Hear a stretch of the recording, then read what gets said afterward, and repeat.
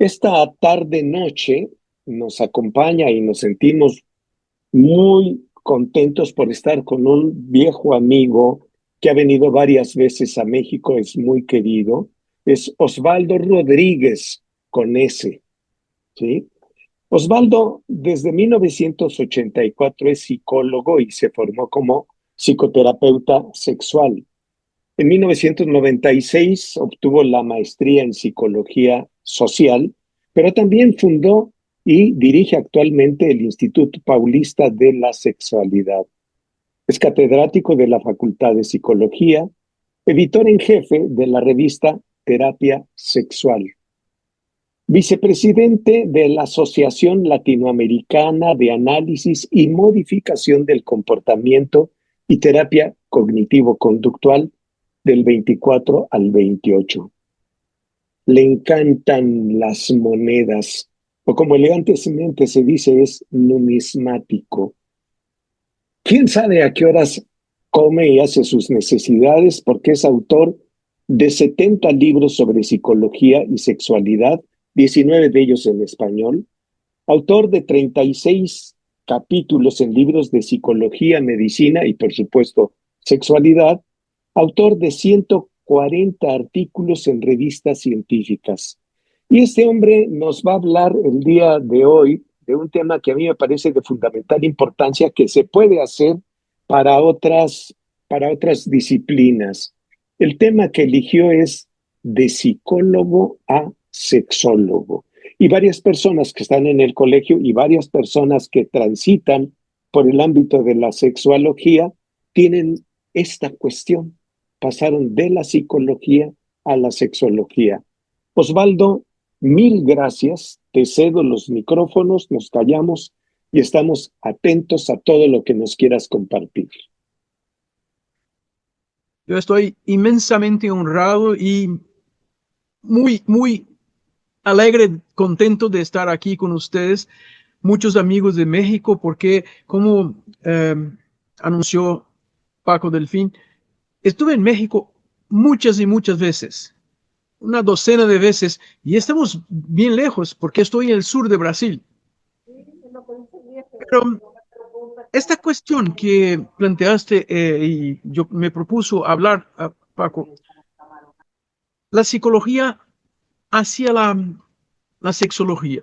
Les voy a contar una cosa interesante. Bueno, de verdad, saben que mi papá, cuando tenía como que 8 o 10 años de edad, me miraba y decía, tú vas a ser un médico. Si no puedes, si no logras ser un médico, quizás puedas ser un abogado, ingeniero o el más, un odontólogo. O sea, había planeado una historia para mí. Bueno, me quedé así y me fui. Cuando estaba en la secundaria, yo empecé a tomar muchos contactos con algunos textos. En verdad, estaba leyendo libros de Freud y Jung. En esta época leí como unos 4 libros de Freud y unos 2 libros de Jung. Y al terminar la secundaria, tenía que tomar los exámenes para ingresar, las pruebas para quizás ingresar a la facultad entonces de medicina.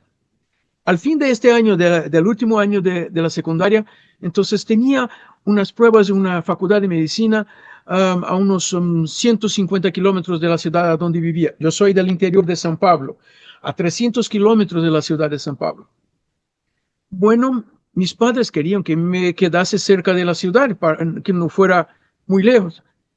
Y entonces fuimos 4 estudiantes, colegas de clase, juntos a esa ciudad. Es la ciudad de Marilla. Había una facultad, hay una facultad de medicina allá. También hay hoy de psicología, pero al momento la cuestión era otra. Y nosotros teníamos 4 días de pruebas, exámenes. Bueno, ingresamos los 4 de mi grupo, tomamos el examen, salimos y había entonces afuera en cuadros ahí, en marcos para saber nuestros puntajes. Y empezamos a mirar y tuve un puntaje, no sé cuánto ahí, y mis 3 amigas me miraron, tú vas a pasar, ingresar a la facultad y nosotros no. En esta noche nos sentamos en un bar con un tipo que conocimos ahí hablando. Y, ¿qué quieres hacer en medicina? Yo quiero hacer psiquiatría para entonces ser un psicoterapeuta. Él me miró así mientras tomamos unas cervezas porque sabes que adolescentes tenían que hacerlo así. A mí no me gusta cerveza, pero teníamos que hacerlo. Miró, ¿y por qué quieres tomar 6 años de medicina, entonces más 2 años de posgrado de psiquiatría, para entonces estudiar psicoterapia? ¿Por qué no ingresas en una facultad de psicología? ¿Qué? Sí, una facultad de psicología. ¿Hay facultades de psicología? Yo vivía una situación que siempre entonces me pusieron así como que, bueno, tiene que ser médico, no interesa.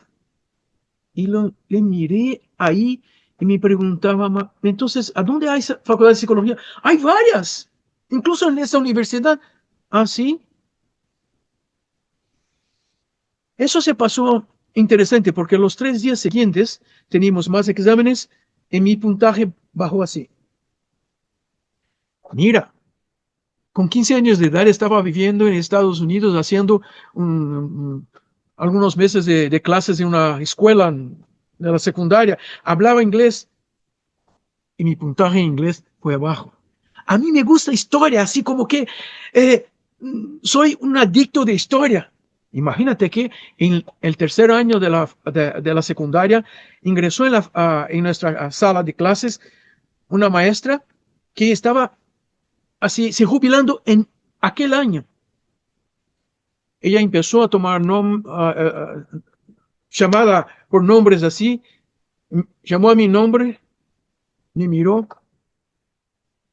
Tu padre y tu madre fueron mis alumnos. No vas a ponerlos abajo. Tienes que ser un buen alumno. Y me puso así. Bueno, ella tenía resúmenes de sus clases.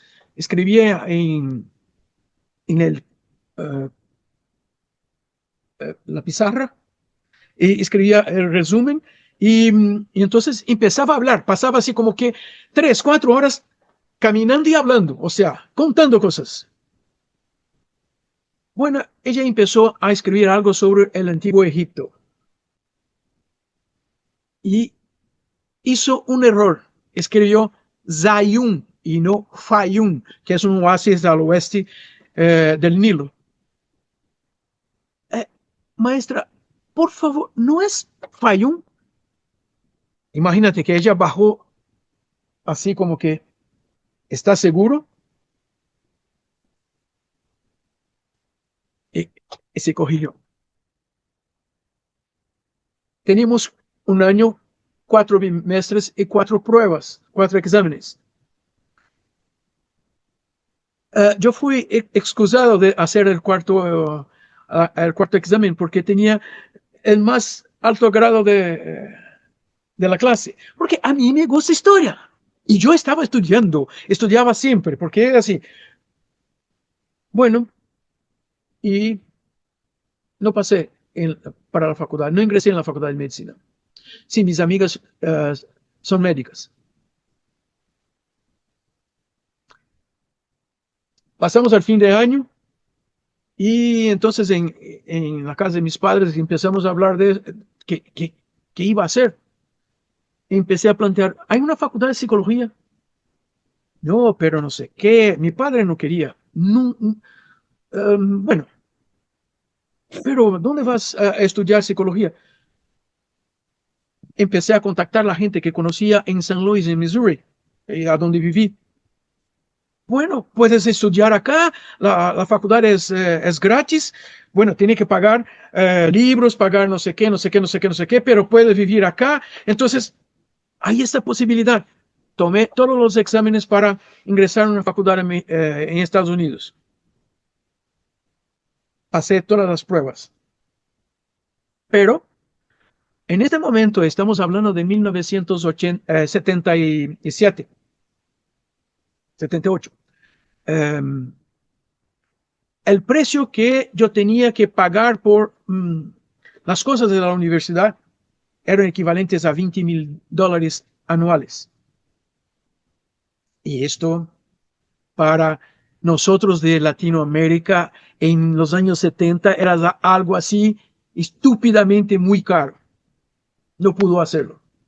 Unos meses después, entonces, empecé a buscar a dónde podía ingresar a una facultad de psicología en Brasil y descubrí que 3 facultades tenían exámenes en el medio del año, en el mes de julio.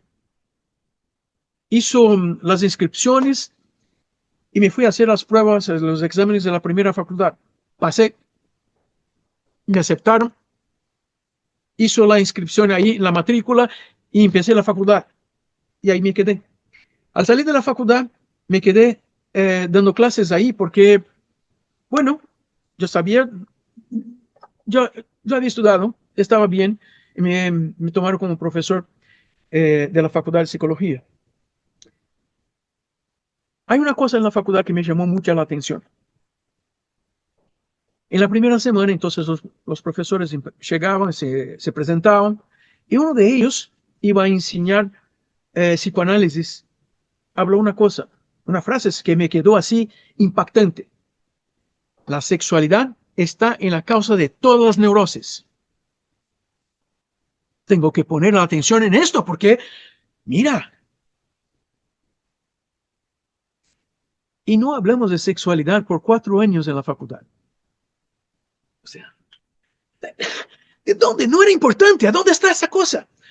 La cosa interesante es que en el cuarto año de la facultad teníamos clases de terapia conductual, comportamental, y por 2 meses estudiamos disfunciones sexuales en los tratamientos comportamentales.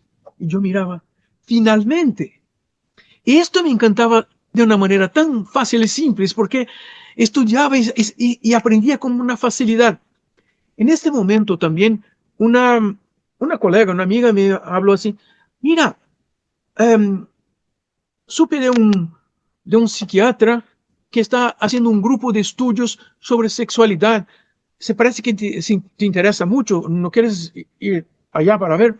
Y era un psiquiatra que estuviera estudiando por lo menos por 1 año en Nueva York junto con Helen Kaplan. Estaba ahí y nos pasamos por 1 año. En cuanto terminaba la facultad, estábamos ahí todas las semanas, 1, 2 veces por la semana, durante 3, 4 horas a discutir cosas, no sé qué, no sé qué, no sé qué. Maravilla. Terminé la facultad. Ese psiquiatra estaba exactamente inaugurando una clínica con 2 cirujanos vasculares y un urólogo para tratamiento de disfunciones sexuales masculinas. Y me invitaron así como que no, vienes ahí a ayudar, a participar de las investigaciones clínicas que hacemos y también así a empezar a hacer evaluaciones psicológicas de los pacientes y empezamos a hacer cosas. Con ellos, ellos eran profesores de la Facultad de Medicina. Uno de ellos hizo estudios muy importantes de funcionamientos genitales que fueron utilizados por la gente de Viagra y cosas así. Pero la cosa más interesante es que yo estaba teniendo acceso a pacientes con quejas sexuales, pero yo tenía todo el entrenamiento desde la psicología y miraba estos pacientes desde la psicología y pensaba, ellos necesitan tener sus parejas acá con nosotros porque uno no hace sexo solo, o sea, están a tratarse ¿para qué? Para hacer sexo con sus parejas. Entonces, ¿a dónde están las parejas? Y yo empecé a poner una fuerza en esta comprensión. Es interesante que, bueno, participé de muchas investigaciones médicas, de verdad, muchas. Pero yo estaba haciéndolos también a participar de lo que yo estaba proponiendo, que es, y si hacemos investigaciones desde la psicología, de la terapia, de la psicoterapia aplicada a las cuestiones sexuales y cosas así. Entonces, yo estaba estudiando más cuestiones de sexología que lo que había estudiado en la facultad, porque en la facultad no había visto casi nada. Hay una cosa interesante. En principio, en los 2 primeros años de la facultad, teníamos clases de anatomía y fisiología. Y el profesor, un médico, entonces empezó a enseñarnos todas las funciones del cuerpo. Pero al final del segundo año, cuando llegamos en diciembre, o sea, iba a terminar el año, nos faltaba estudiar los genitales. Y nos planteamos, pero profesor, pero vamos a terminar el año, terminar las clases y no estudiamos. No van a necesitar esto. Así escuché. Bueno, esto siempre me ponía así como que más curioso sobre cómo es esta cosa. Yo tenía un problema, tengo que contarles porque fue un problema muy serio. En la primaria, yo estudiaba en un colegio de monjas. No, el colegio de monjas no era el problema. Eran muy progresistas de la Santa Paulina. Ya no utilizaban hábitos, simplemente ropas prácticamente comunes. Pero tenía un colega de clase, un inmigrante argentino. Y era uno de estos tipos que hace bullying con toda la gente. Uno de estos tipos que cuando se acerca, te baja un cachete así como que, ¡mi amigo! Y lastima a la gente. Ahora no está así. Lo encontré hace poco tiempo. Él tenía muchos problemas, no hablaba portugués. Siempre hablaba español y su acento se quedaba. Nosotros en Brasil no estudiábamos español hasta cerca de 20 años. Incluso ahora todavía sigue difícil porque en estos 20 años se necesitó muchos maestros de español y no había gente que enseñase español en Brasil. Entonces no estudié español, pero estudié francés. Casi estudié latín en la escuela. Estudié inglés. Entonces, yo estaba en 1987, había egresado de la facultad, había 3 años, y había un congreso importante en Mar del Plata, en Argentina. Pero era un congreso internacional a donde Joseph Lo Piccolo era el principal invitado. Y yo me fui ahí y iba a presentar algunos trabajos, algunas investigaciones. ¡Qué bárbaro! 1987. Me acuerdo hasta hoy cuando llegué al hotel, miré a la gente en la recepción y me hablaban en español y yo miraba así como que y no salía una palabra. Empecé a hablar inglés con ellos. Llamaron a alguien, usted hizo el registro, ingresé al hotel y en la hora de presentar los trabajos, miraba así, ¿puedo presentarlos en inglés? Porque así era yo, porque yo no conseguía entender una palabra. Si me preguntasen, ¿cómo se habla 6 en español? Es lo mismo en portugués, yo no sabía. Era así. Bueno, en 88 me fui a Estados Unidos a un congreso en Boston. Fácil. Ahí conocí a William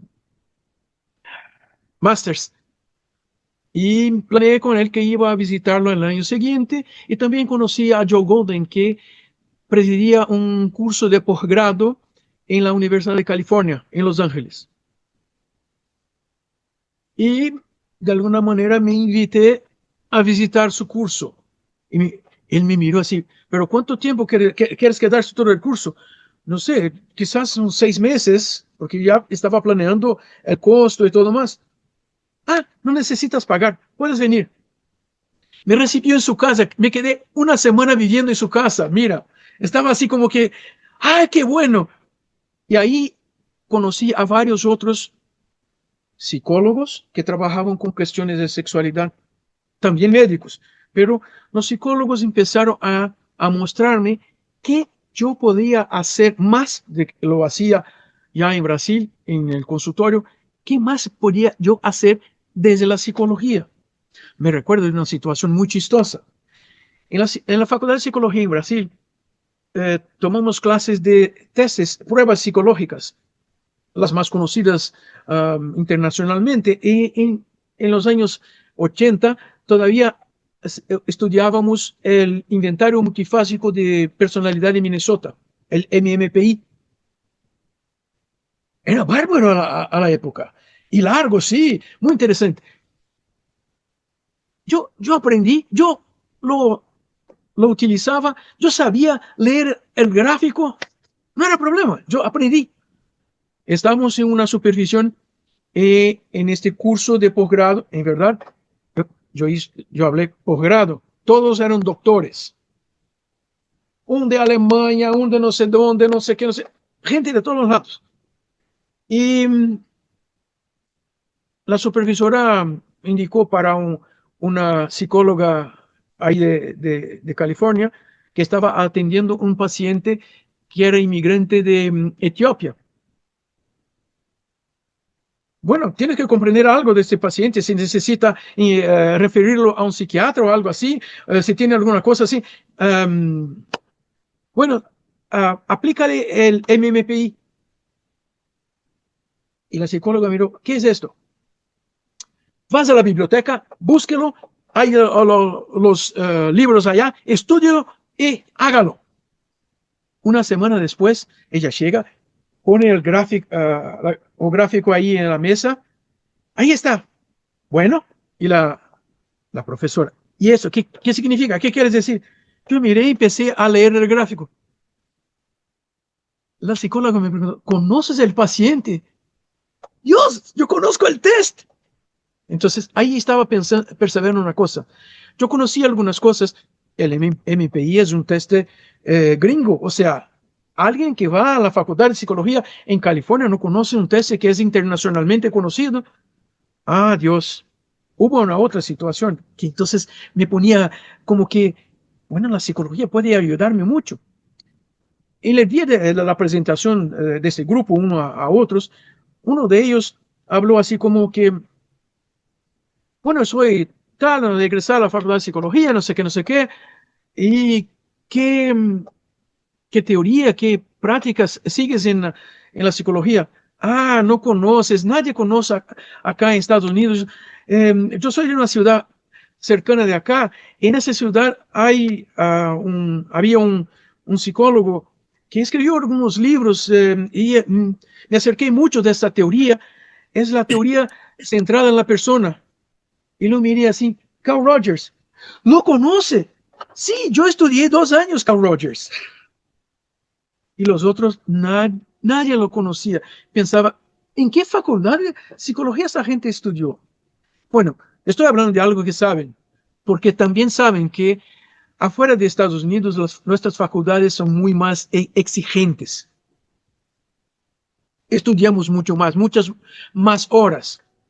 Entonces pensaba, bueno, aquí está.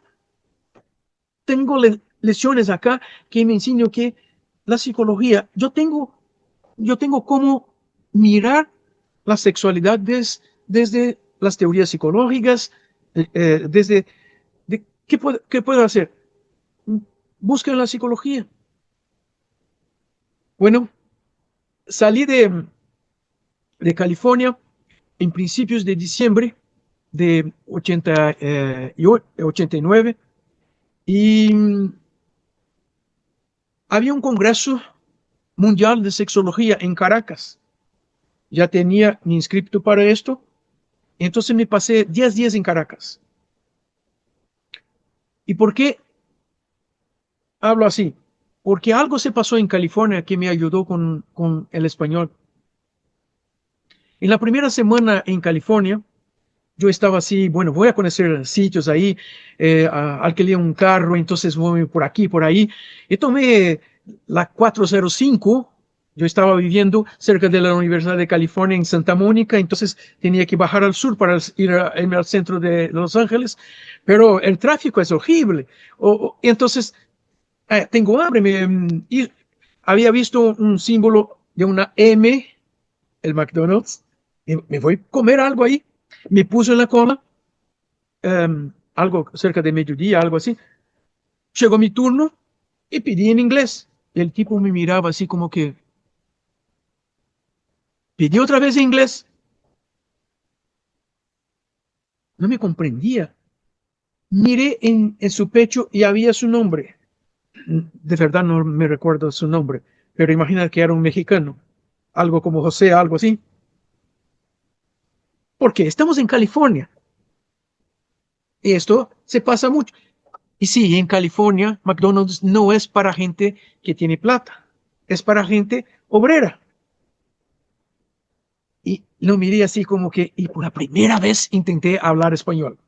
Sí, logré hablar lo suficiente para que el tipo me pusiese una sonrisa y me regalase lo que intentaba pedir. Y entonces, todas las veces en California que estaba caminando en la calle, en un supermercado, intenté hablar un poquito, algunas palabritas. Y esto para mí, era algo muy, muy difícil. Bueno, me quedé 10 días en Caracas, aprendí un poquito más. Cosas así que conocemos gente, entonces, gente de Venezuela, de España, de México, de todos los lados. Entonces, una palabrita acá, otra allá, empecé a agregar unas cosas. La cosa es que ahí conocí a varios otros psicólogos que también trabajaban con cuestiones de la sexualidad de una manera así, con investigaciones, porque este congreso que me fui en Boston, en Estados Unidos, el año anterior, era un congreso básicamente médico, es de la Asociación Internacional de Medicina Sexual hoy en día, que era al tiempo, en el 88, la Asociación Internacional de Estudios de la Impotencia Sexual. Entonces, allá había prácticamente solo médicos. De verdad, conocí a algunos psicólogos. Stephen Levine y algunos otros ahí. Bueno, regresé a San Pablo y estaba así como que había aprendido un poco de español suficiente para empezar a leer. No estaba más atrapado en una cosa de mi niñez que no me permitía acercarme de la lengua. Y esto me hizo también empezar a buscar estudios y publicaciones de Latinoamérica, porque hasta el momento simplemente buscaba publicaciones gringas. Bueno, si fuera francés estaba bien, pero básicamente eran publicaciones en inglés. Esto empecé a poner más miradas de cómo los otros psicólogos en nuestro continente también trabajaban estos temas. Nunca me alejé de las discusiones desde la medicina, porque siempre estaba en eventos con urólogos, siempre. Pero la cosa de la psicología siempre estaba conmigo. Les cuento una cosa. En los años anteriores a la presentación del Viagra, el Viagra se presentó la primera vez oficialmente en un congreso de urología en San Diego, en California, en mayo de 1998.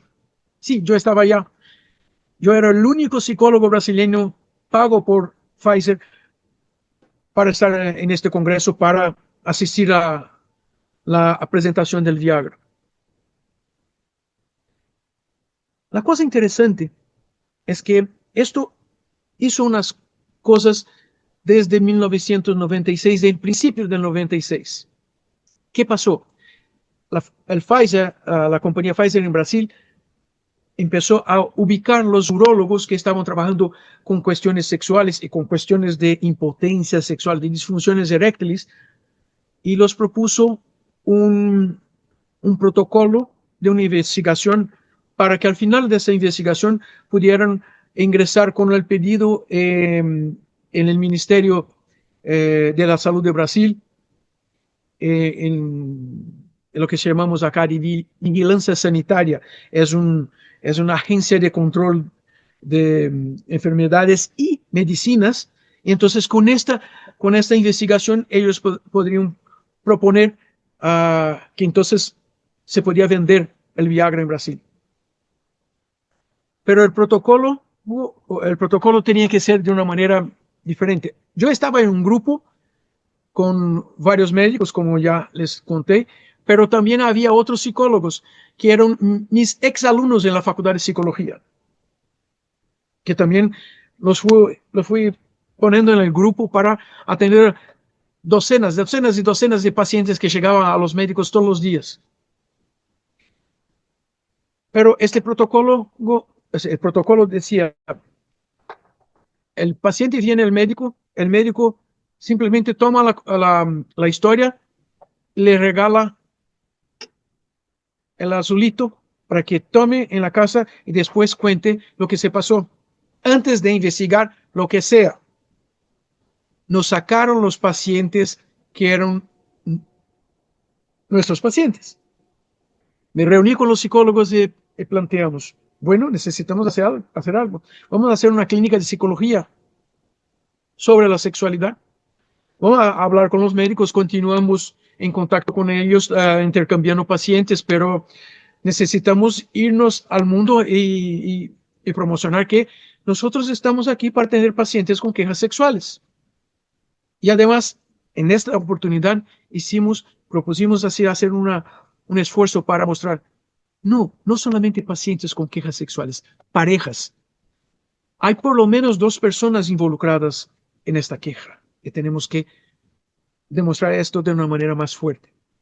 Les recuerdo que solamente en fines de los años 1990 empezaron a aparecer más estudios y publicaciones hablando de terapia de pareja para problemas sexuales. Había ya, sí, desde 1960, William Masters hablaba que simplemente ellos solamente trataban parejas, pero se parece que nada de los médicos que trataban las cuestiones acá en Brasil. Bueno, los pinchamos una papaverina y el pene va a tener erección y está listo, vaya a su casa a trabajar, a hacer sexo. Y esto no funcionaba así. Entonces empezamos, no, vamos a mostrar todo lo que aprendemos en la psicología. Y empezamos a irnos también, bueno, yo era llamado por los jornales, periódicos, revistas, radios, televisión, todas las semanas. Me recuerdo de una época que así el grupo de mi clínica, nosotros estamos todos los días, a cada día era uno diferente, en 2 programas en la tele, en canales diferentes, todos los días. ¿Por qué? Era la ola.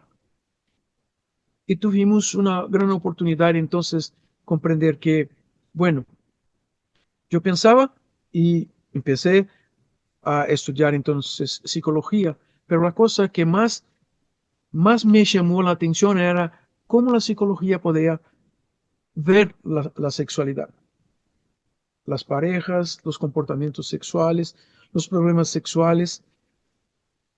A lo largo del tiempo había otros problemas que no eran solo las disfunciones sexuales que interesaban a este grupo de médicos, que si ellos trabajaban simplemente con disfunción eréctil básicamente.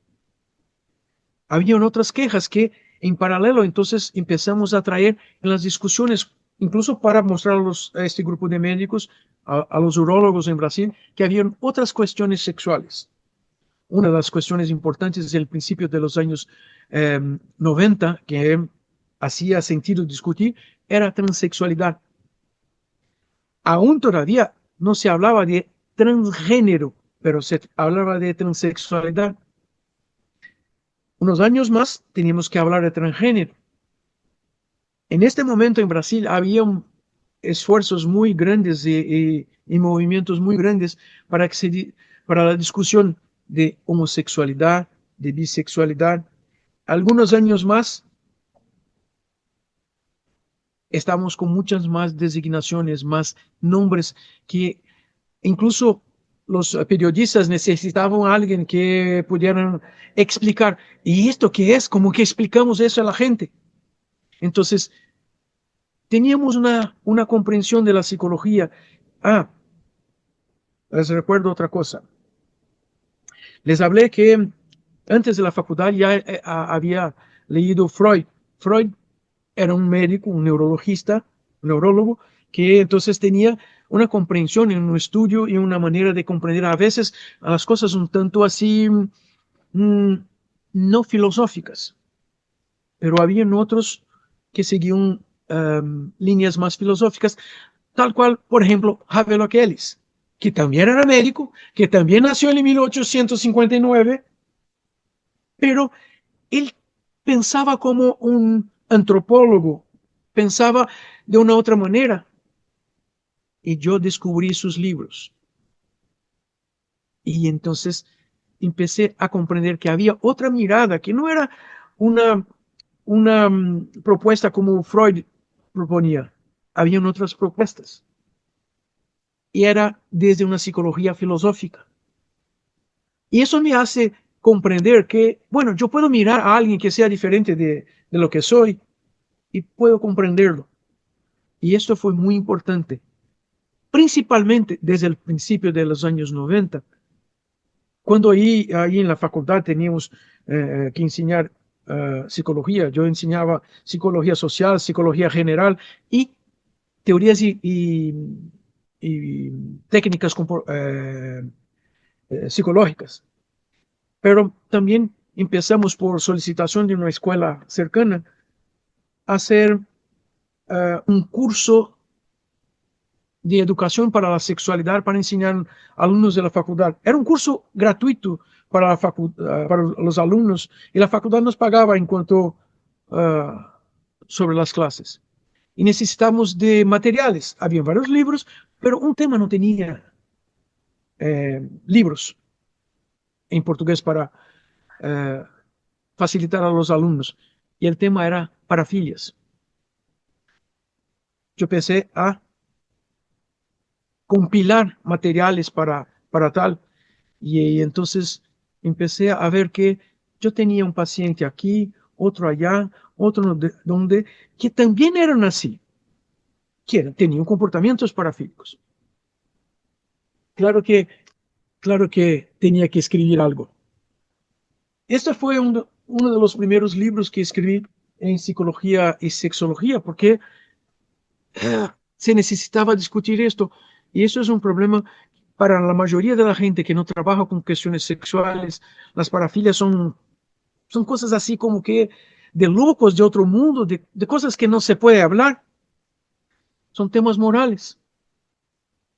Y yo miraba así como, pero si alguien me viene a una consulta y empieza a describir esto, yo estoy buscar entender para qué sirve esto para esta persona, cómo hace esa persona para utilizar estos comportamientos y si estos comportamientos pueden ser facilitados de una manera que no sean malos, porque hay algunos malos, ¿verdad? Los que les gustan hacer sexo con niños, los que les gustan hacer sexo con cuerpos muertos. O sea, hay cosas que son problemáticas, son ilegales, para empezar. Pero hay tantos otros comportamientos que son simplemente morales. Y entonces, ¿y por qué la gente no puede escuchar a esas personas? Yo puedo hacerlo y a lo largo de los años, mucha gente me busca exactamente porque yo empecé a hablar de estos temas en los periódicos, en la tele, pero con una mirada que era una mirada filosófica, no era una mirada a buscar los números del DSM o del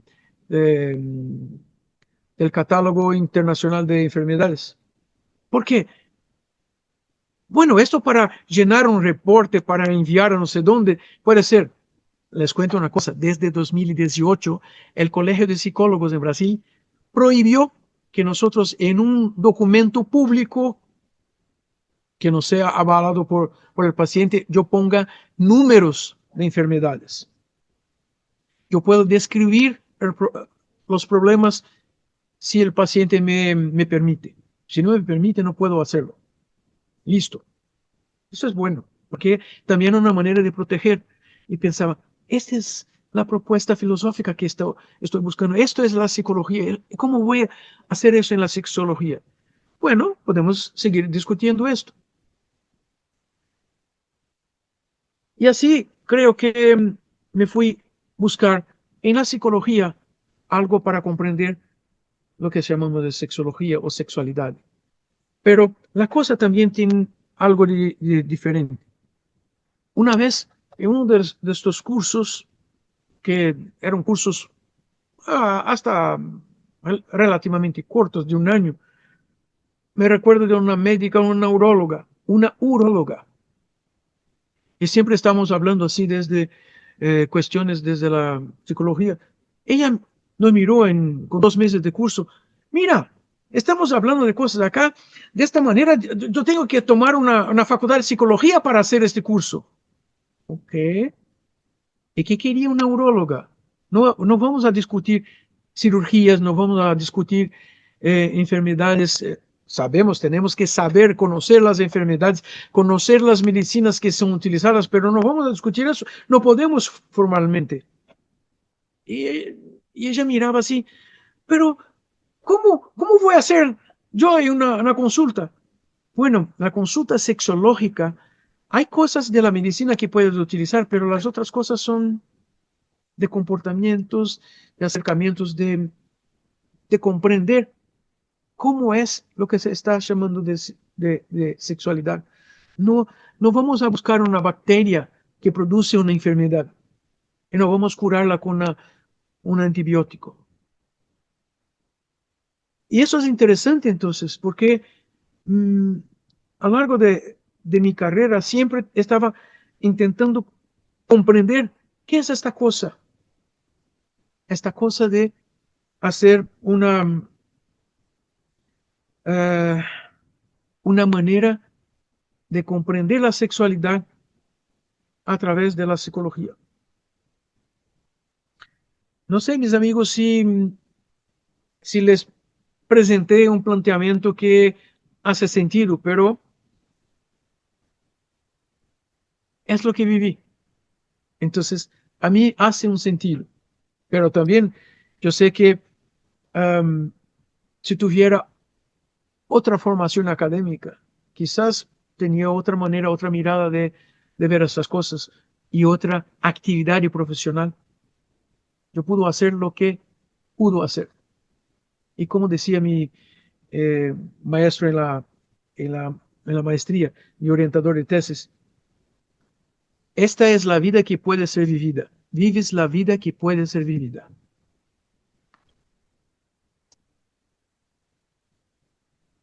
Ok. Osvaldo, aquí hay algunas participaciones. ¿Ah, sí? Te dice Óscar Chávez, la moral represiva popular es diferente entre países de distintos cristianismos.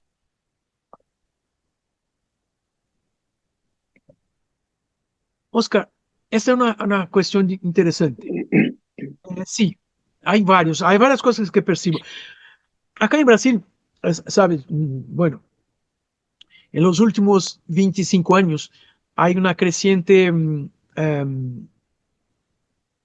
hay crecientes religiones evangélicas diferentes y con morales muy distintas también, y con estéticas eróticas especialmente muy distintas. Entonces, la moral represiva se parece muy semejante, pero a veces no. Te cuento una cosa, Oscar. Ah, en mi adolescencia, cerca de nuestra casa donde vivíamos, eh, vino a vivir en unas casas muy cercanas un pastor metodista que estaba a venir a mi ciudad para ser el pastor metodista de la comunidad metodista. pero nos acercamos mucho porque su hija enseñaba piano y mi madre nos puso en clases de piano con ella. Entonces, siempre estábamos en su casa. Uno de ellos estudiaba conmigo en la escuela, entonces siempre íbamos y volvíamos de la escuela juntos. Empecé a acercarme de conocer lo que era esta otra religión cristiana. Conocí algunas cosas, pero los metodistas son lo, podría decir, éticos, son muy más tranquilos, hasta más tranquilos que los cristianos. Y yo estudié en un colegio de, de monjas. Pero cuando empecé a estudiar otras religiones, incluso el espiritismo, bueno, la teoría hace una cosa, pero la gente tiene una moral que a veces no se conecta con la propuesta de la religión que está escrita. Yo atendo muchas personas de varias religiones, entonces siempre me puso mucho hacia a buscar informaciones sobre cómo era la práctica de esas religiones. Cuando escuché esto en California, que les hablaba sobre este etíope, el cristianismo etíope es un cristianismo muy, muy antiguo, que se refiere mucho más a Salomón que los otros cristianos. Ellos dicen que ellos tienen la arca de la alianza con ellos. O sea, hay alguna cosa así, hay cosas más míticas que se parecen en su práctica religiosa. Y pensaba, entonces, esto, eso dice respecto a cómo, a su moral sexual, es que es un tanto diferente. Los etíopes, los, como, eh, estoy intentando recordar el nombre por lo cual se llamaba el último rey de Etiopía. Haile Selassie, ¿no? Sí, sí, pero ella tenía un nombre común. Lo que se hace con el pelo, ¿cómo se llama esto? Rastas. Sí, un Rastafari. Eso es el nombre que se daba a Haile Selassie. Esto es interesante porque ellos tienen una cultura que no es una cultura cristiana europea. Entonces, hay otras culturas. Y esto me llamó mucho la atención. Es diferente de, por ejemplo, en las Américas. Los europeos llegaron con el cristianismo e impusieron el cristianismo y hay mezclas. En cada grupo étnico hay mezclas, pero una base europea muy distinta. Pero los africanos subsaharianos que son cristianos, ellos tienen otra idea. Eh, no son europeizados, porque los europeos llegaron ahí como que en el siglo XIX, es diferente. Entonces, eso me hizo mirar así, no es la religión acá, hay otra cosa. Ellos tienen una manera diferente de mirar, pueden explicarlo por la religión, pero a veces no tiene a ver con la religión. Entonces pensaba, estoy a ver esto en Brasil con los nuevos evangélicos, porque intentan explicar, pero lo que hacen con una explicación es una distorsión cognitiva para ponerse haciendo lo que quieran. Y además es muy común, bueno, creo que son números de todos los pueblos, no son muy comunes, que la mayoría de los abusos sexuales infantiles ocurren en la familia. En los subgrupos en Brasil hay explicaciones, a veces explicaciones muy regionales del tipo, pero Eso se puede hacer, estamos todos en familia. Explicaciones que no tienen a ver con la religión, pero se parece que cuando están ahí a contarnos, explican como si fuera desde la religión. O sea, no, en la Biblia no dice que no puedo hacer sexo con mi familia. Además, si era solamente Adán y Eva, tenían hijos, ¿con quién hicieron sexo? Algunas cosas así. O sea, eso es interesante porque yo no aprendí esas cosas con los católicos de la iglesia romana, porque esto fue lo que aprendí. Las monjas estaban ahí. Yo tenía que ir a la iglesia y tomar la hostia en la primera comunión, todo. Y entonces aprendí una cosa, que esta moral represiva muchas veces son de grupos que la religión tenía otra explicación. Claro, la religión basada en el Antiguo Testamento, entonces también los judeos tienen una cosa muy fuerte. Sexo es para reproducción. Y esta regla es un problema con los católicos, porque encuentro muchos católicos que me dicen así, no, es que tenemos que tener hijos, entonces nos casamos y no logramos hacer sexo. Está bien, esto es lo que hablan los musulmanes, los judíos, los evangélicos. Pero la cosa es,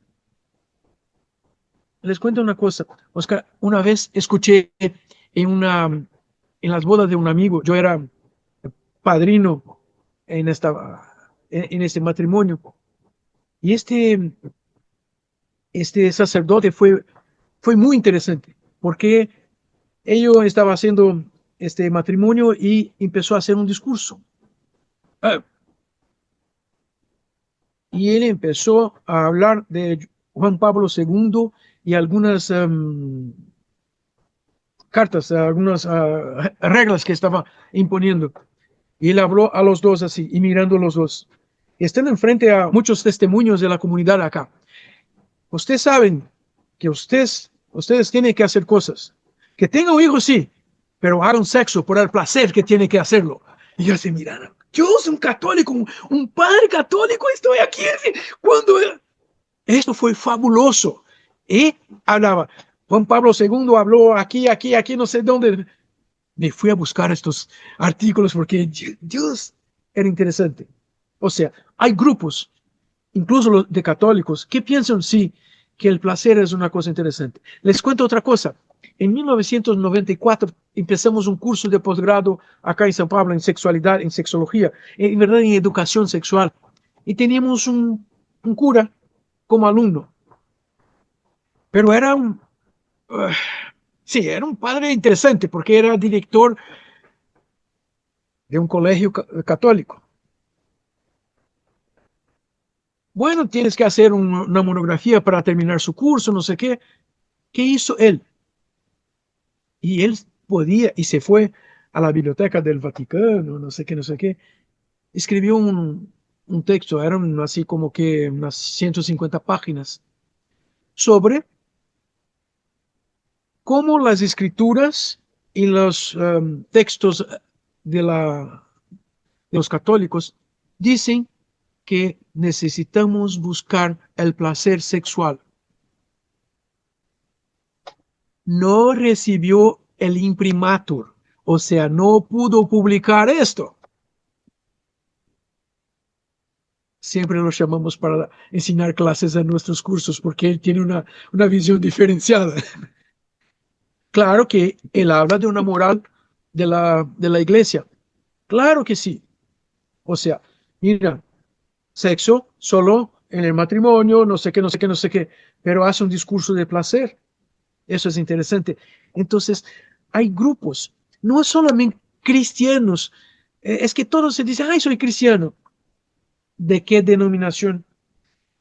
¿Dónde vives? ¿En qué país? ¿Cuál es su ancestralidad? Porque, somos todos descendientes de europeos.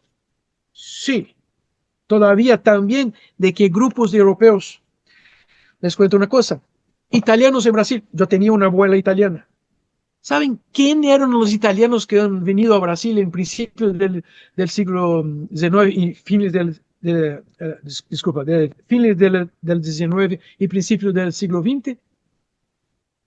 Los anarquistas, los que huyeron de Italia porque los iban a matar por pena de ley. Grupos enormes han venido para Brasil. Hay una película muy interesante, se pueden buscar en la internet, Anarquistas gracias a Dios, que cuenta la historia de los anarquistas italianos inmigrantes en Brasil. Es interesante. Bien. Claro.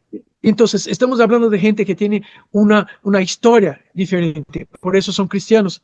Eran cristianos. De alguna forma eran. Dígame, Paco, disculpa. Yo empiezo a Bien, hablar así, me viene sí, en la cabeza. no, excelente. Oye, bueno, iba a ser otra preguntándote cómo estaban los grupos conservadores y qué tan poderosos son, porque acá en México son muy, muy poderosos, gente de mucho billete los maneja y entonces han bloqueado desde siempre prácticamente todo lo relacionado con la sexualidad. Te lo dejo Exacto. para que lo desarrolles y también te preguntaría, ¿cuáles son las problemáticas sexuales más frecuentes en Brasil? Yo sé que digo Brasil, pero es un país, es un continente verdaderamente. Entonces, ¿cuáles serían esas problemáticas y lo de los grupos conservadores? Y luego también hay otras preguntas más acá que te las paso. Ok, es interesante. Planteaste una cosa interesante. Los grupos conservadores son los más afectados por las reglas sociales aprendidas y introjetadas. O sea, no se puede eso, no se puede, no se puede, no se puede. Pero también por esto, esa condición represiva, bueno, sabemos que mucha gente reacciona bajo una represión, reacciona con un intento de contracontrol.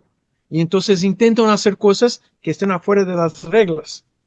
Y eso lo hace a los hombres, por ejemplo, tener el famoso, el continuado problema de disfunción eréctil, porque están ahí a intentar hacer sexo afuera del matrimonio, sexo homosexual, sexo con travestis, sexo en la calle con prostitutas, en situaciones que no pueden, pero hacen.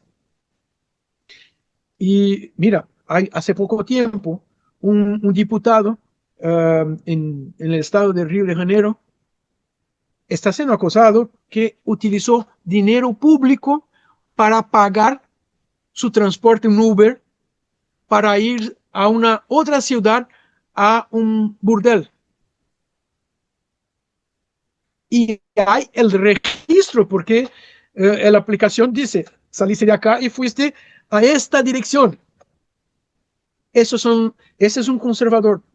Ese es un conservador de que hacen discursos con rabia en contra de las mujeres que fueron violentadas en la calle y se quedaron embarazadas y ahora quieren abortar. Esas mujeres tienen que tener sus hijos, pobrecitos. Estos son los hombres. Y eso es un problema que está ocurriendo mucho en Brasil. Entonces, hace pocos años, una niña de 11 años estaba embarazada, sí, por violación. La ley brasileña permite que haga un aborto en el hospital, bajo con toda seguridad, con médicos adecuados, con todas las cosas.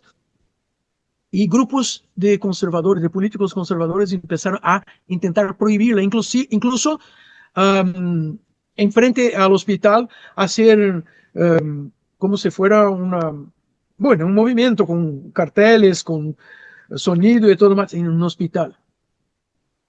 Esos son los conservadores brasileños. Es peor. Tuvimos hace poco tiempo un presidente que dijo que prefería que su hijo estuviera muerto que tener una pareja homosexual. Y toda la gente considera que estaba refiriendo a un hijo que todos consideran que es homosexual. Es peor, habló también en otro momento. Ningún hijo mío tenía una novia negra, porque yo enseñé a mis hijos. O sea, y hablan de una manera rabiosa. O sea, estas personas, y ahora entonces hablo de mis pacientes, son los que tienen más problemas y más... Está bien, tengo paciencia. Yo sé que voy a tomar más tiempo con ellos. Y así es. O sea, ellos tienen un problema, primero, el problema que tiene que defenderse de una cosa que ellos consideran que es la moral que se tiene que definir a los otros, no a ellos. Y entonces hablar a una persona de una manera totalmente abierta, así, es que yo comprendo que no debería, pero yo hago. Este mismo presidente hizo en un discurso, habló en un discurso público. Pero nosotros vivíamos en el interior y entonces, ¿cómo empezamos a hacer sexo? Con gallinas, claro. Pero eso todo lo hacen, ¿verdad? No, no es así. ¿Y si fuera? Pero habla de una manera que ellos pueden, los otros no. Entonces, eso es una ola conservadora que está siendo un problema muy grande para nosotros, porque, Paco, hablaste una cosa, son grupos que tienen plata y quieren mantener el grupo cerrado, pequeño, pero con mucha plata. Bien, Pero siempre aparecen hay más preguntas, ¿eh? Dice María Elena Moreno, ¿sabes si actualmente la materia de sexología está incluida en la carrera de psicología en tu país? En México, solo como posgrado, reconocida desde 1997. No, no está en la carrera de psicología. Hay algunas facultades, tanto de psicología cuanto de medicina, tienen algunas clases. Generalmente son las que llamamos optativas, o sea, no necesitas estudiarlas. Pero los posgrados, en verdad, en los años 80, hubo un médico en Río de Janeiro, ya fue conocido a su tiempo, Isaac Sharem. Él logró hacer que el Colegio de Medicina reconociese la sexología como una especialidad médica. Era psiquiatra, entonces en el momento no discutió mucho, pero en los años 90 se hicieron cambios porque nadie se inscribió en esa especialidad desde los 70 hasta los 90. Pero en los 90, los grupos de ginecólogos y de urólogos empezaron estos movimientos, los congresos y publicaciones, lograron hacer cambios en este reglamento del Colegio de Medicina. Entonces, pasó a haber una especialidad de sexología para ginecólogos y urólogos. Y pronto los psiquiatras se metieron ahí, también a nosotros, está bien. Entonces es una especialidad, una subespecialidad de esas tres especialidades médicas. En la psicología intentamos hacerlo como una especialidad, pero el Colegio de Psicólogos nos miró así como que, pero esto es psicoterapia. La especialidad de psicólogo para tratar cuestiones sexuales es psicoterapia. Entonces, legalmente es la psicoterapia. Pero un curso de posgrado se puede hacer porque las leyes brasileñas permiten hacer un curso de posgrado bajo una serie de condiciones. Como les expliqué, empezamos un curso de posgrado oficial con timbre del Ministerio de Educación en 1994. Y desde entonces siempre tenemos cursos de posgrado en sexología. Hubo un momento que el Colegio de Psicólogos, un tanto en paralelo, entonces en contra de las leyes del Ministerio de Educación, propuso que las especialidades de la psicología necesitaban tener una cantidad de horas que era el doble de los cursos de especialización que el Ministerio de Educación proponía. Pero hace unos 10 años el Ministerio de Educación dijo, el Colegio de Psicólogos no puede tratar de las leyes de, de cursos, por ejemplo, el número de horas, no sé qué, las leyes son estas. Entonces, bajamos la cantidad de horas, está bien. Hacemos el doble. Bien. Elizabeth te hace varias preguntas. Voy a tratar de sintetizar. En Brasil, ¿cuáles corrientes psicológicas son las que más se emplean para atender las dificultades sexuales? Esa es una. Dos, ¿se acompaña más la clínica de la terapia sexual de alguna corriente psicológica o de Ajá. psicoanálisis? Y te paso la tercera para ver tu memoria. Dice Elizabeth, en Brasil, ¿cómo atiende el personal médico los casos de intersexualidad? Si no se te quedaron, las vuelvo a repetir. Estoy mirando acá. Ah, Bueno, las corrientes psicológicas más comunes que se acercan de las cuestiones sexuales son las corrientes comportamentales, entonces, es decir, desde el comportamiento metodológico, la comportamental metodológica, la análisis del comportamiento y la terapia cognitivo-conductual. Y hay muchos que buscan desde la teoría psicoanalítica y agregan las técnicas comportamentales. Y también hay algunos pocos que se involucran en eh, psico... eh, oh, Dios, me olvidé ahora el término. Que utiliza técnicas de teatro, de Moreno. sí, Psicodinamia, psicodinamia, psicodrama. psicodrama. Trama, exacto. Hay pocos, pero algunos aparecen ahí. Yo trabajo desde una epistemología conductista, porque tiene mucho a ver con mi formación, incluso mi acercamiento en la Universidad de California. Ah, y me quedo yendo a todos los congresos, me invito en todos los congresos de la Asociación Brasileña de Análisis de Comportamiento y de las Ciencias Comportamentales. Educación sexual para prevención del abuso sexual infantil. Bueno, siempre que tenemos alguna investigación que sea posible publicar, y promocionar y mostrar sobre educación sexual, de planteamientos de educación sobre la sexualidad para niños y adolescentes, estas personas tienen menos abusos sexuales. Pero la cosa es que no hay una investigación total, porque hay problemas. Por ejemplo, me recuerdo de una situación, en cuanto yo vivo en esta casa, en cuanto hicimos una remodelación de esta casa, nos fuimos a vivir en un departamento cerca de acá, y entonces tomé un elevador, el ascensor, y yo estaba con una camisa que tenía el nombre de mi clínica, Instituto Paulista de Sexualidad. Ingresaron unos 4 niños de unos 10 años de edad y me miraron así, y miraron en mi pecho y leían y sonrían así como que, y yo pensaba adentro, no me pregunten nada, no me pregunten nada. ¿Por qué?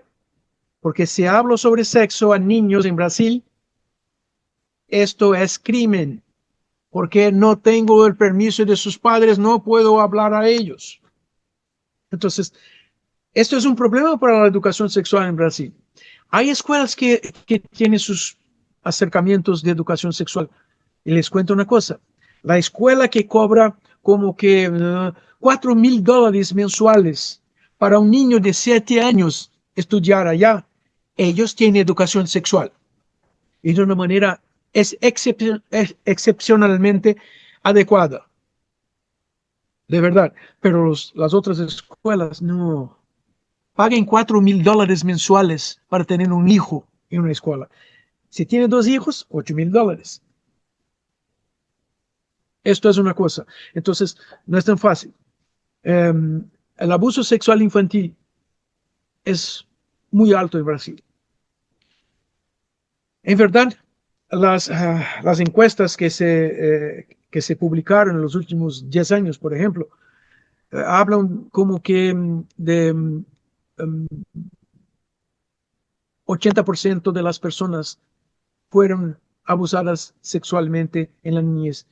Por lo menos abusos que no sea necesariamente una relación sexual, pero abusos congenitales. Esto es absurdamente grande. Entonces,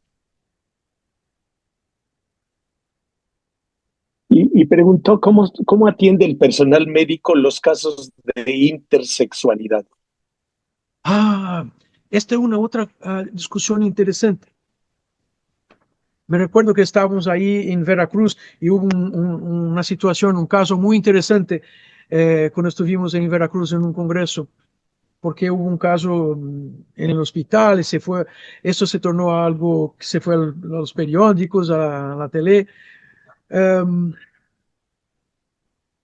Hoy en día empezó una discusión muy fuerte porque um, hace 10 años, algo así, empezó aquí a haber una asociación brasileña de intersexualidad.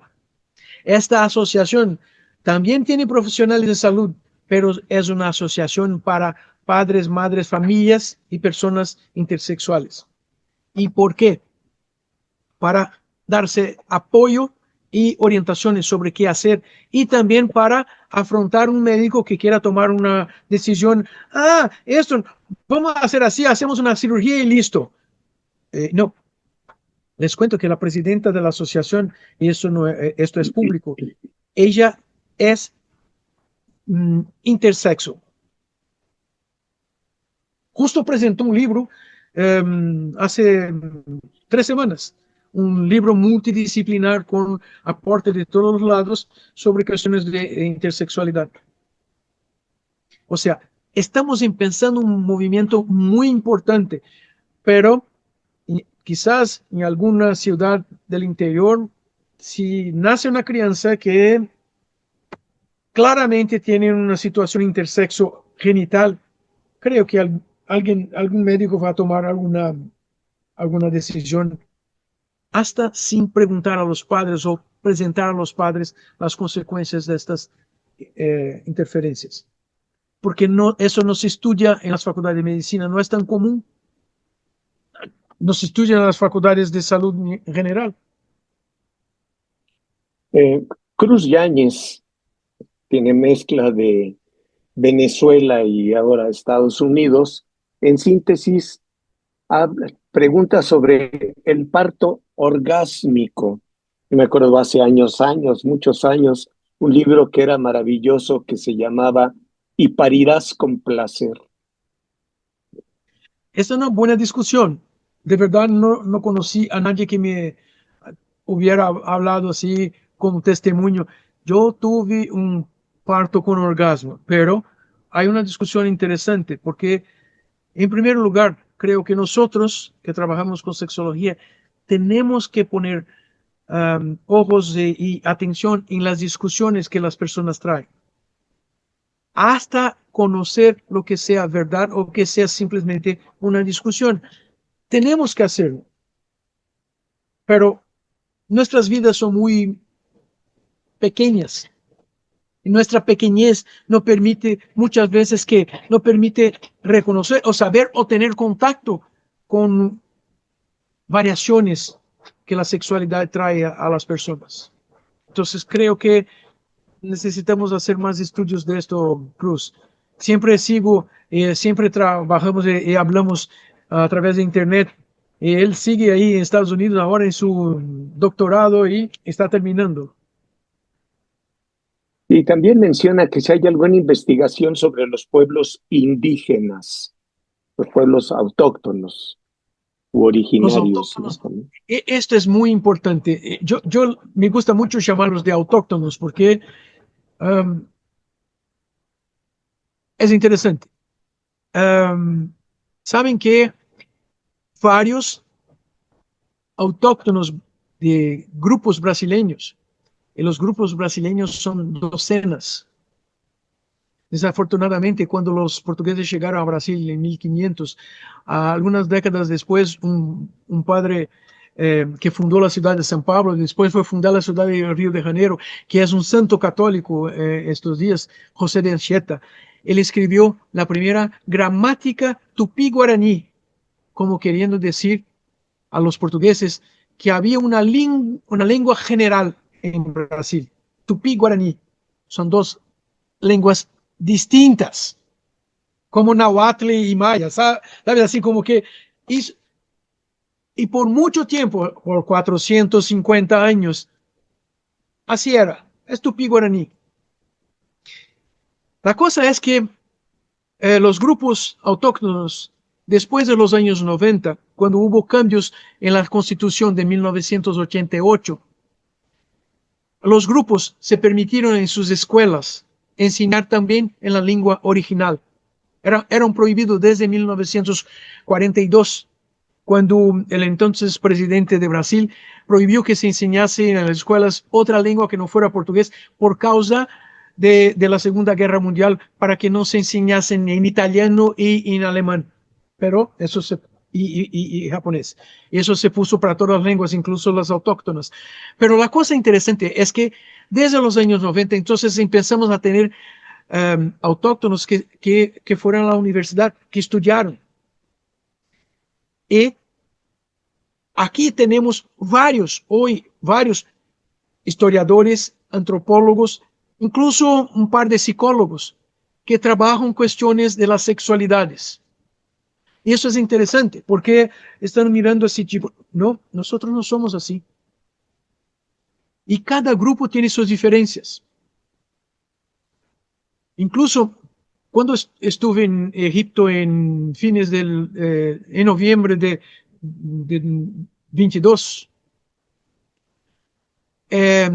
a la misma ocasión estaba habiendo la COP27, es una reunión internacional, y había un grupo grande de brasileños, de entonces investigadores, académicos de las universidades. Y interesante que la COP terminó exactamente cuando íbamos a regresar, y en el aeropuerto tenía un grupo grande de brasileños con sus, bueno, eran estudiantes, eran investigadores de varios grupos, pero tenía algunos autóctonos. Y es fácil reconocerlos. No son blancos, no son europeos. Pero empezamos a hablar con ellos. Y Carla, mi esposa, habló con una de ellas porque Carla fuma, y en el aeropuerto en Cairo tiene una sala para fumantes. Y esta muchacha estaba allá también, en un país musulmán donde solamente los hombres se quedan ahí fumando en esa sala. Habían dos mujeres. Y descubrimos que esta era una autóctona, que era una pedagoga, que vivía, bueno, era de un grupo que hay 300 personas solamente. Hay solamente 300 indígenas de este grupo. Hablé con ella, empezamos a hablar sobre lo que hacemos, y empecé a preguntarle, ¿puedes dictar una clase sobre la sexualidad de su cultura? Claro, porque sexualidad es algo que hace, cómo hacen los matrimonios, cómo enseñan a los niños a ser niños, las niñas a ser niños. O sea, ella estaba explicándome una cosa que nos tomó a nosotros, descendientes europeos, mucho tiempo para comprender. Entonces, sí, hoy en día hay muchos profesionales autóctonos que están a traer estas informaciones a no autóctonos para mostrar, mira, nosotros, no es así, no nos trate así. Pero hay una cosa, desde cuando los portugueses llegaron a Brasil e impusieron un cristianismo con reglas, también hay muchos autóctonos que tienen muchos problemas desde ahí, porque muchos ya adquirieron la creencia que, bueno, Dios creó hombre y mujer, entonces tenemos que ser hombres y mujeres, y no podemos ser así, no podemos ser de otra manera. Hay consecuencias, incluso en estos grupos todavía, pero los grupos más pequeños, por eso les conté de esta pedagoga, ellos estaban más aislados, entonces los grupos de misiones de evangélicos no llegaron a ellos, no con la fuerza que llegaron a los grupos acerca del océano. Eso están muy contaminados. Bien, bueno, agregando nada más a esto, a mí me parece que la gente pues, que vivimos en el campo de chicos, estamos muy en contacto con las cuestiones sexuales, por lo que vemos de los animales, y con el fenómeno de la muerte, porque se mueren los animales y los matan, y en cambio a los chavitos de las ciudades esos temas se les prohíben. Te pregunta Víctor Velasco, ¿cómo se encuentra el tema de atención al VIH-Sida hoy en Brasil? Ese es un tema muy interesante. Y bueno, creo que los esfuerzos hechos por muchos grupos, incluso de profesionales de salud, lograron muchos éxitos desde los años 90. Les cuento que hoy, justamente hoy leí una noticia muy interesante. El Servicio de Salud Pública de Brasil, que es gratuito para toda la gente, incluso para los turistas que vienen a Brasil, que pueden ser recibidos en hospitales, en las clínicas públicas, están estudiando cómo tornar gratuito las vacinas bimensuales contra el HIV.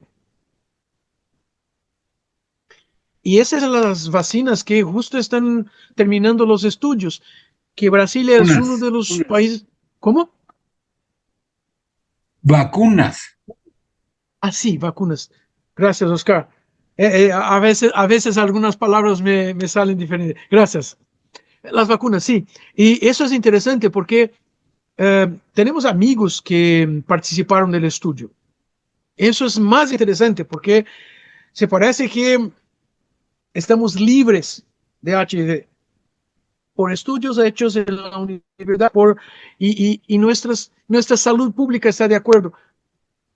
Hasta cuando muchos administradores públicos creen que esto no se necesitaba hacerlo, porque si estás de acuerdo con las reglas, si estás de acuerdo con lo que se tiene que vivir, no vas a tener problema. Una mujer nunca va a ser violada si no sale anoche de la casa, incluso con minifaldas. Entonces, a las personas derechas no hay problema. Pero estamos tratando de hacer, hay movimientos muy fuertes. Y entonces, con VIH y SIDA, estamos así, parece muy bien. Y yo tuve varios pacientes que lograron no morir. Me quedé con algunos así por mucho tiempo porque habían situaciones importantes para darles apoyo psicológico y muchos de esos pacientes están, como dicen ellos, decir, cerados, o sea, están a cero de... Eh, eh, no transmiten VIH. Carga viral. Exacto, cerraron la carga viral. Gracias, Norma. Dice Oscar, Rita Laura Segato, que trabajó en cárceles de Brasil, desarrolla la idea de la violencia, las agresiones sexuales, dice que son una herramienta didáctica para respaldar al sistema patriarcal. Claro. Todavía hay grupos en Brasil que promocionan, por ejemplo, una punición de violación de una mujer lésbica. ¿Para qué? Ah, sí, así va a aprender a ser heterosexual. Aún siguen grupos hablando así en Brasil. Sí, de acuerdo. Y yo tuvimos una alumna que hizo un estudio importante en cárceles de mujeres en Brasil, acá alrededor de São Paulo. Y esas son cosas muy problemáticas. Interesante. Las leyes brasileñas dicen que hombres y mujeres pueden tener visitas de sus parejas, visitas privadas para hacer sexo. Qué maravilla, ¿verdad? Sí, esa es las ley, es la ley, pero las mujeres encarceladas, no, no, esto no es práctica, no se logra hacer, no hay cómo. Dicen que no tenemos a dónde, no tenemos cómo, no se las permite.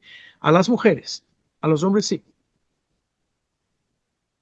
Bien, Oscar propuso, y me parece muy bien, pues, que abramos las cámaras, sobre todo las personas que emiten alguna pregunta, ¿no?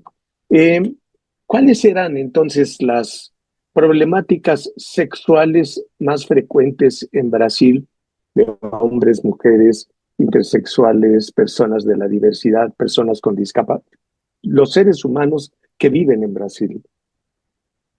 Yo creo que así hubo algunas modificaciones interesantes a lo largo de las décadas, pero los hombres todavía se quedan con problemas relativos a sus penes, pero ya logran reconocer que sus penes no tienen erección cuando tienen problemas de deseo sexual, cuando tienen problemas matrimoniales, problemas de relaciones emocionales.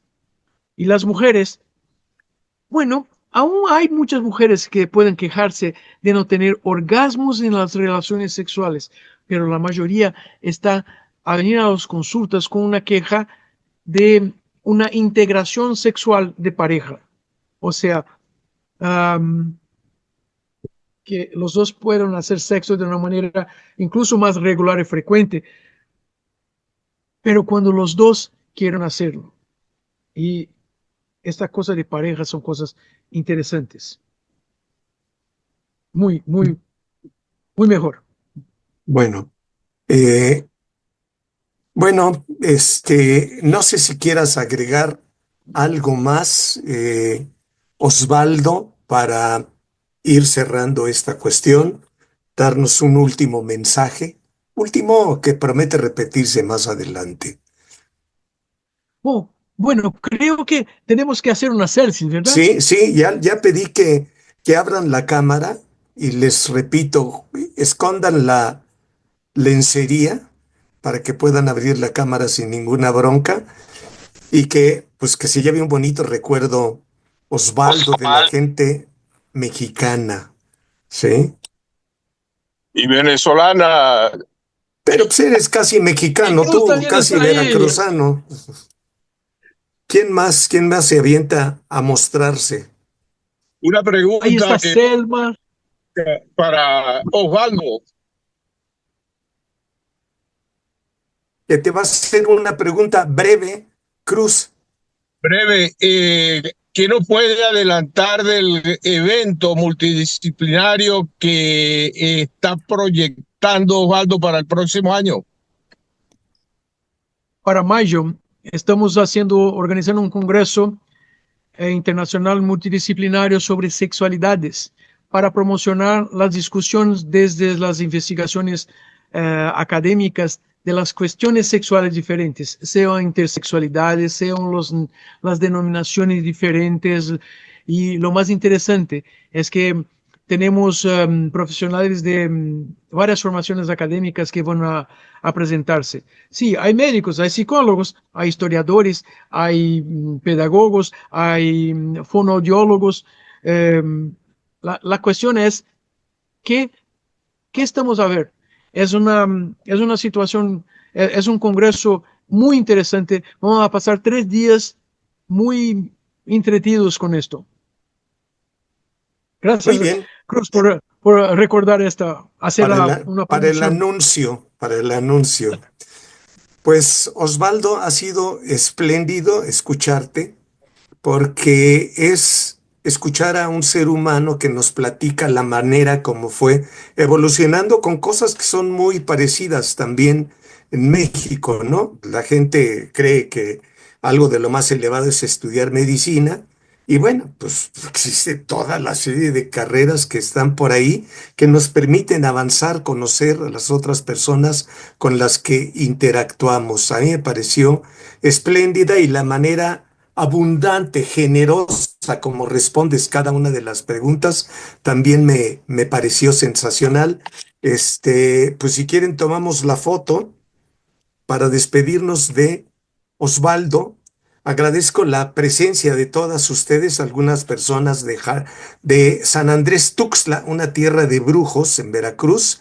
Se tuvo que despedir María Guadalupe, María de Guadalupe, pero todas las demás personas que estamos aquí, creo que pudiéramos decir a voz en pecho, muito obrigado, querido Osvaldo. Muchas, En muchas portugués. gracias, Osvaldo, por esto que nos has compartido. A mí me parece que ha sido sensacional. Y gracias a todos ustedes por haberse lanzado en una hora que no es la usual, pero pues allá en casa de 4 horas más tarde está Osvaldo allá en Sao Paulo. Mil gracias a todos ustedes. Gracias, Osvaldo. Y nos vemos el Gracias. próximo. No, no nos vamos a ver el próximo primer miércoles de enero, porque es 1 de enero. Nos vamos a ver el miércoles 8 de enero. Y Aquí no me está con... pregunten qué es. No Agua. es caipiriña, ¿eh? No es caipiriña. No, tengo que prepararme para mañana. A la mañana tengo congreso. Excelente. Gracias, todo mundo. Cuídense mucho. Hasta Ustedes pronto. también.